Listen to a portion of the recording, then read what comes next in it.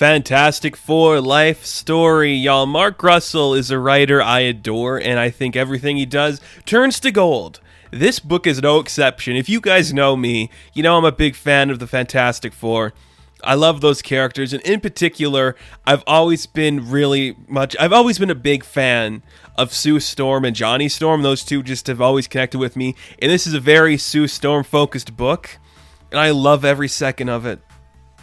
I really do. This worked so well. This entire book is from the perspective of Sue Storm, and basically it's her just expressing how in this time period, after the 60s, we're coming into the 70s, Sue just kind of was relegated to the woman of the group and never really went on any missions. She just became the domestic housewife, and she wanted to do all these things, and then she never did. And I'm like, oh man, yeah, let's deal with this. This is what we should deal with. So we get caught up on where everybody is. We see that Ben Grimm makes an appearance on Bonanza, and I'm like, yeah, that's awesome.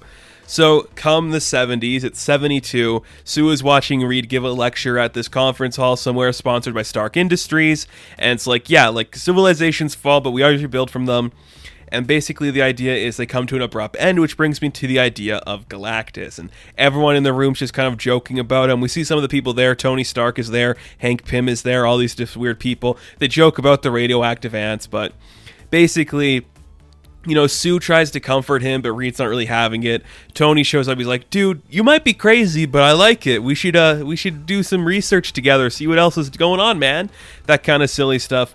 Everyone's just having fun with him. We see, you know, like a really funny scientist shows up named Hank Pym. He's like, dude, there's so many radioactive ants under the ground. Basically, we're just seeing everybody loves Reed Richards. He is a smart genius. He's a little off his rocker sometimes, but he's a smart genius. And nobody's paying attention to the woman in blonde. She's just in the back, being ignored, which is pretty much what Susan Storm was at this time. She was just the woman. She was just in the back. She didn't do anything, really, which sucks because she's one of my favorite characters, but that's just who Sue was. She didn't have the chance to do anything. So after he talks to Pym, we see another guy comes up. He's like, you know what? You said a lot of crazy shit, but I believe you. I think we should work together. And this man who came up to him, his name is Victor Von Doom. Now we're retconning some more stuff again. This is where they meet, which is I'm fine with. You're doing some interesting stuff. I think it's okay. So we're introduced to Victor Von Doom. Then we cut to a random mission the Fantastic Four are on against the Mad Thinker. And, you know, Reed's, like, using his master plan. You got us all locked up in these chambers, but one thing you didn't realize, you used, like, the steam so you could see where Sue is. Where is she? Where is Sue? And the idea is that Susan isn't even going on missions anymore. She's just staying at home raising the kid. I'm like, yeah, okay, that sucks. Like, okay. We see that the Mad Thinker was an android. This has some effect on Reed, and he's like, okay, I gotta figure out what to do with this. Comes home, you know, to his happy wife, and I say happy, he thinks she's happy, but she's not. Just like a little kiss, instantly goes back to ignoring her, and she feels empty again. Then we cut to a scene in Ghana where we're talking with this man, and he's meeting with Mr. Klon. Basically, this is just establishing a larger universe, because the Fantastic Four did bring us a lot of characters in the prominence. You know, they brought us some of these important heroes back into prominence and into our lives for the first time. So, Mr. Claw, of course, Ulysses Claw, he made some deals to get some vibranium from some people, and that would happen to be Wakanda. So he's talking to the king of Wakanda, which at this point is T'Challa. So the Black Panther shows up. He's like, dude, here you go. Here's your vibranium. Thanks for helping us. Get lost. Don't waste it all the time. I'm like, that's pretty fun. We're just establishing the larger world. And as that's happening, Sue is kind of narrating to us like the world was a mess and everything was acting really poorly. People were just kind of doing their own thing. So we see in Florida that Namor's just walking up. He's trying to like stop the world from polluting his oceans. And he's getting pretty pissed about it. We see in Vietnam, Captain America's just flinging about, attacking his own soldiers who are killing innocent people. Very good stuff. I like it. And we see that Susan is at a woman's march and he's like, she is super into it. Like, yes, I support all this. I agree with this. But she gets a call from Reed. And it's like, I need you to come home and watch Franklin. And then suddenly she has to leave. Which is it's such a depressing scene. Because it's just like, there goes Susan. She literally turns herself invisible before she goes so the women don't see her leaving. It is so tragically sad. It's just heartbreaking to see. Because that's what Sue went through at this time. And it sucks. But it's good stuff. Good book. I love this book. So we see Stark, Richards, and Von Doom building a spaceship. Hopefully it'll get them to space to stop Galactus. Everyone's like starting to believe Galactus is real. Maybe because Reed's such a liked guy, but he doesn't like his wife for some reason. So he's having these threats, and we see that Victor Von Doom is building like this weird gauntlet, something that's going to be able to like help them out in the fight against Galactus. We'll get to that later. And, Reed keeps having these visions about Galactus. It's all about Galactus. It's all about Galactus, to the point where he's not even talking to Sue anymore. So we cut to an observatory in Puerto Rico with the Fantastic Four on their way. Ben's like, why isn't Sue here? Why is she invisible? Johnny's like, well, she didn't come, dude. Like, why would she come to this? Like, it's not anything important to her. So we see that they're talking to this guy, and when they're like launching this space probe, the Pioneer 10, they want to put like this piece of art on the ship that shows that humans are friendly, and basically Reed's like, that's crazy, why would you want to do that? Like, I told you Galactus is out there, he's gonna kill us all.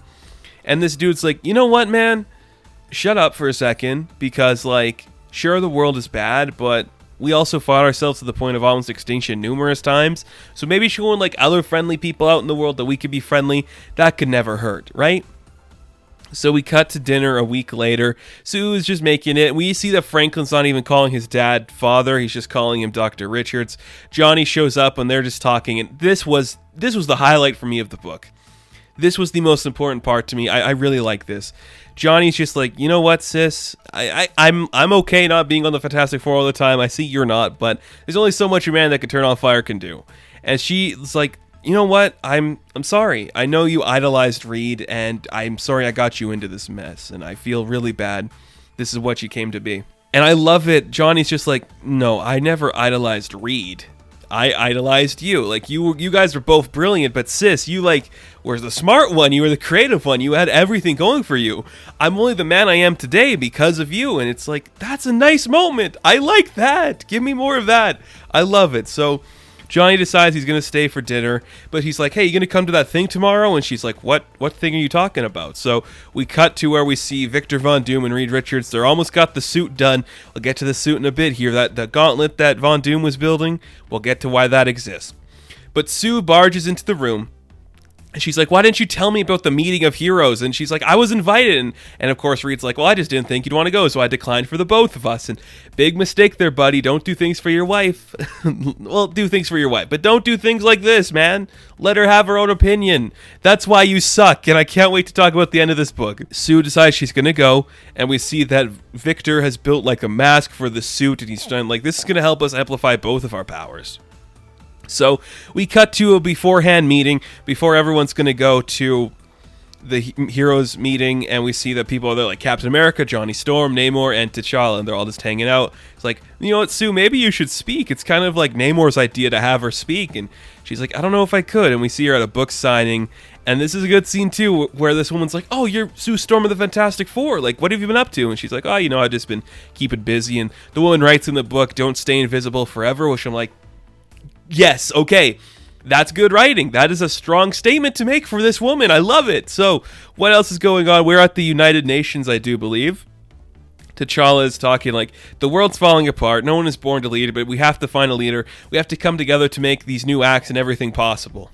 And that's good stuff. I like it. Like, Black Panther was introduced in Fantastic Four. Put him in here. I really like that.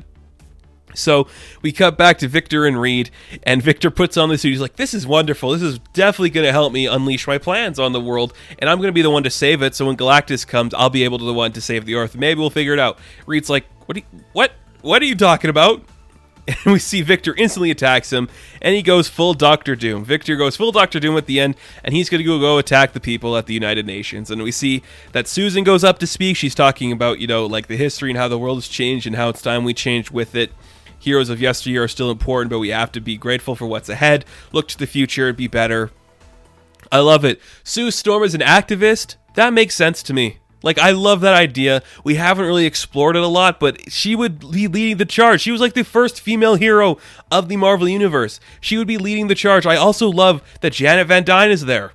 If you guys don't know, Sue Storm and Janet Van Dyne are like my two favorite female characters in the Marvel Universe, so it's great to see them in the 70s as the primary heroes because they were the two first female characters, essentially.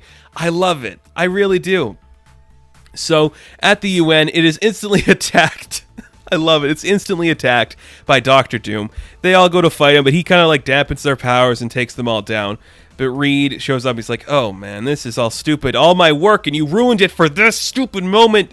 I hate you, Von Doom. And he's like, and he also is like, okay, well, it's not too late to turn back. We can get all our calculations together, but you forgot one fatal thing. You didn't account for Sue's story. He's like, dude, you told me the story about how you tricked the Mad Thinker. Like, I know what's gonna happen. She was never here. So Sue uninvisibles herself, and she uses Captain America's shield just to like attack Doom and take him down. And she's like, you know what, Reed? I think we need to talk. We cut to 1979, and we see that Reed and Ben are at a bar. And, Reed's a little upset, and Ben's like talking to the bartender like, you know what? The guy just lost his wife. Okay? She left him. So he's okay to be sad. He's like, you know what, Reed, I'm going to buy you a drink. Everything will be fine. And we see that Sue is driving away with Franklin. He's now calling his father Dad because now he's like, I want my daddy back. A broken home never works. And we see, I love this moment too. It's good stuff. It's like Reed opens the door to this new place. He's like, Ben, what are you doing here? He's like, what do you mean, what am I doing here? I'm moving in with you. A couple of dudes hanging out, living together. It's great. So we see, like the single life for Ben and Reed. It's looking miserable, but they're still kind of together. Kind of cool stuff. And we see that Sue and Franklin are head to a beach house. And when she gets inside the beach house, she kisses Namor. And this is like the biggest part of the book for me because I have said for a long time, the best love triangle in comics, in the early days at least, was Sue, Reed, and Namor. You got the brains and the brawn literally going after each other, and both of them are bad for Sue. She should be with none of them, honestly. But if you clearly pick the side of who she should be with, then you go for that. If you want it to be Reed, you choose Reed. If you want it to be Namor, write it being Namor.